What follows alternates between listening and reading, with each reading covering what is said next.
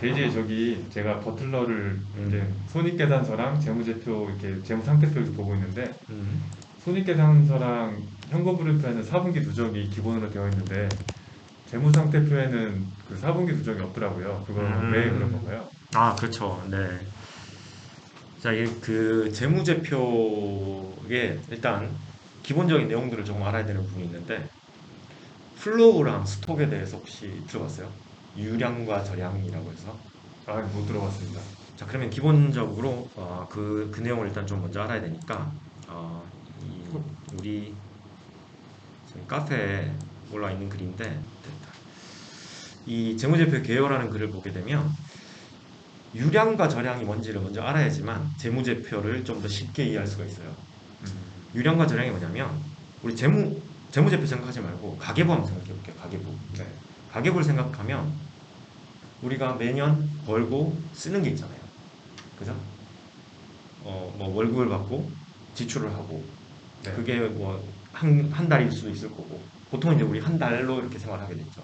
뭐 월급을 받아서 이게 수입이 될 거고, 지출하게 되는 것들, 뭐 밥도 먹어야 되고, 뭐 세금도 내야 되고 이런 것들 있잖아요. 그럼 이제 남은 게 뭐가 되겠어요? 그 한 달에 이익이 되든지 아니면 손실이 될 수 있는 거예요. 이게 가정으로 치면은 가계부가, 네. 기업으로 치면 이제 재무제표가 되는 거니까. 자, 여기서 그러면은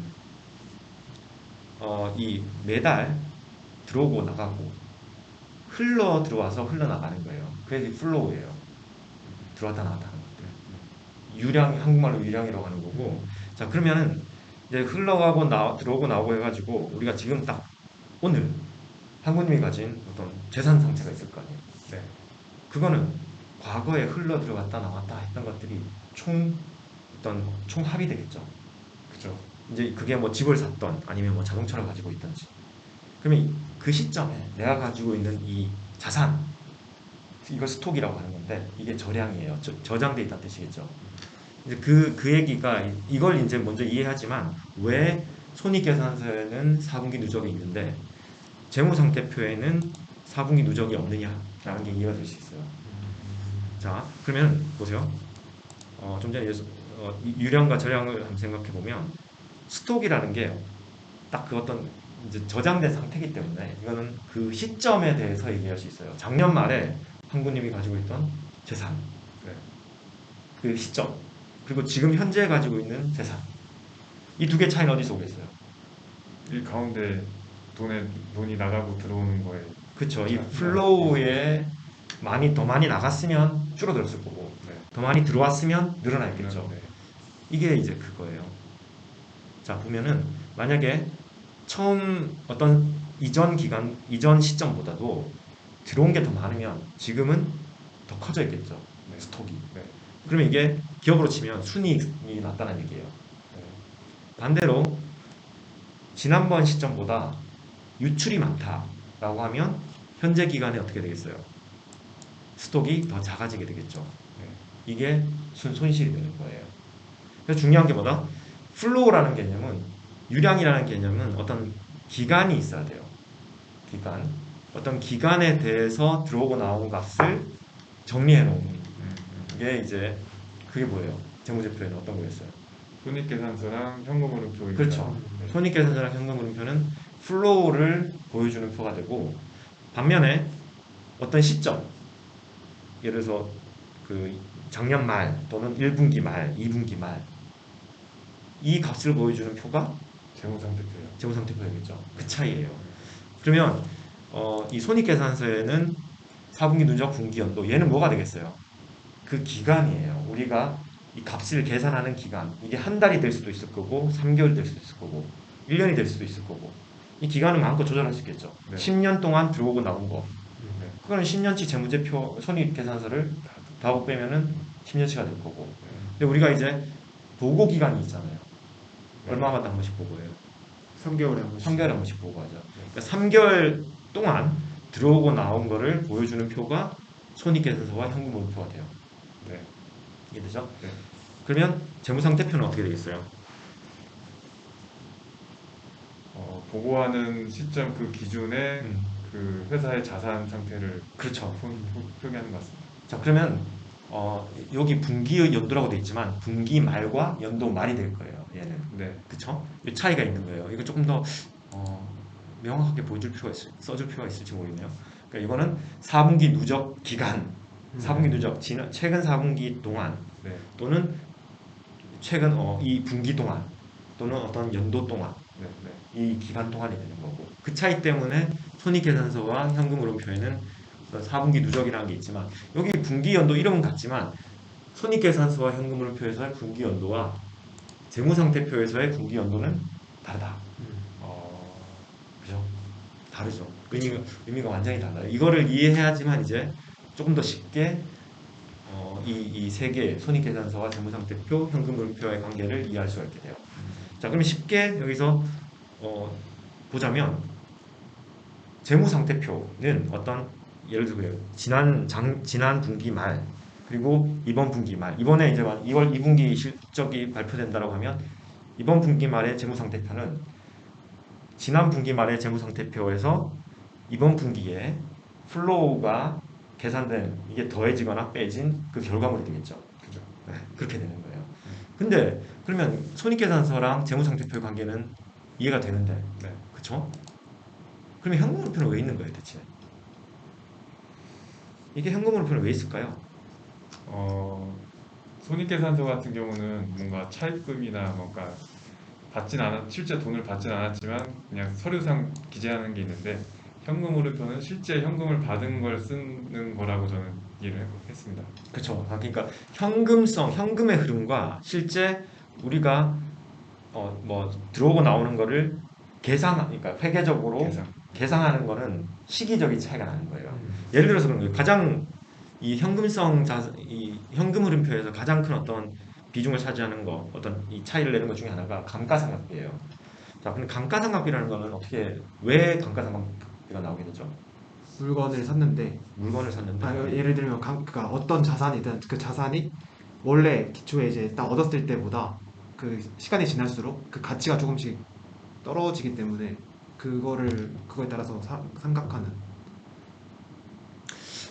그렇게 볼 수도 있는데 좀 더 그러니까 그렇게 하면 사실 이해가 사실 좀 안 되는 부분이 네. 있을 것 같고 이제 쉽게 투자를 했다고 생각해보세요. 공장은 우리가 현금 1억을 가지고 네. 회사를 차렸어요. 네. 근데 뭔가를 만들려고 생산하려고 하면 네. 공장을 지어야 될 거 아니에요.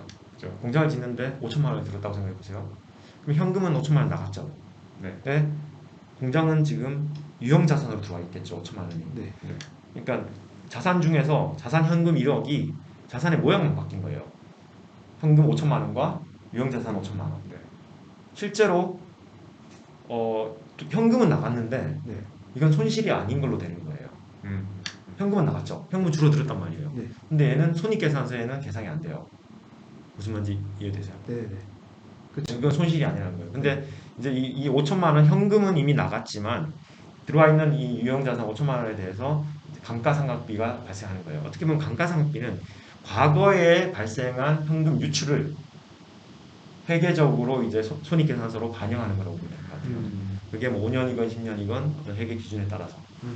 그래서 이 차이, 이 현금 흐름과 실제 영업 활동의 시간차를 메꿔주는 표가 현금 흐름표가 돼요. 좀 질문 드려도 될까요?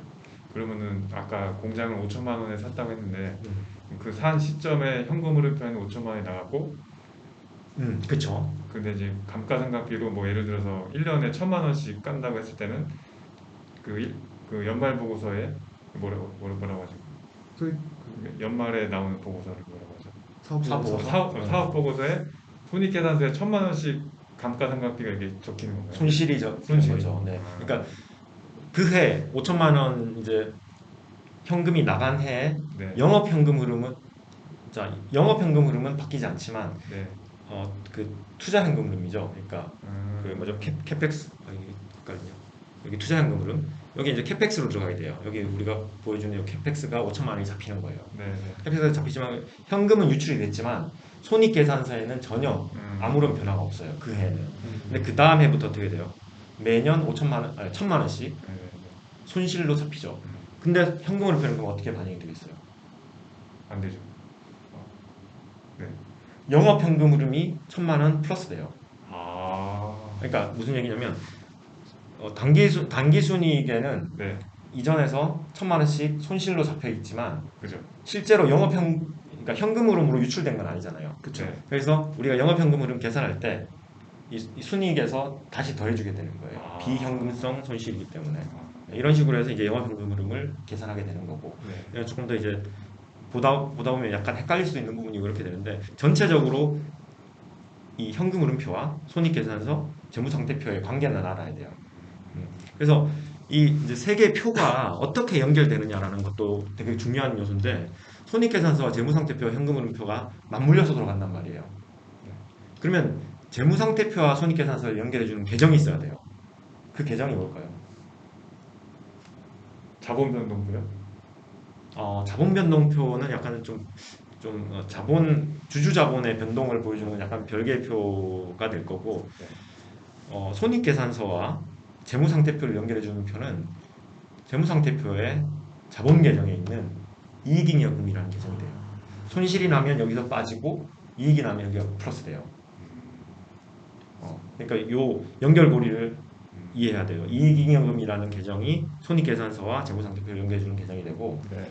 현금흐름표와 재무상태표는 뭐가 연결해줄까요? 현금으로 포함하죠.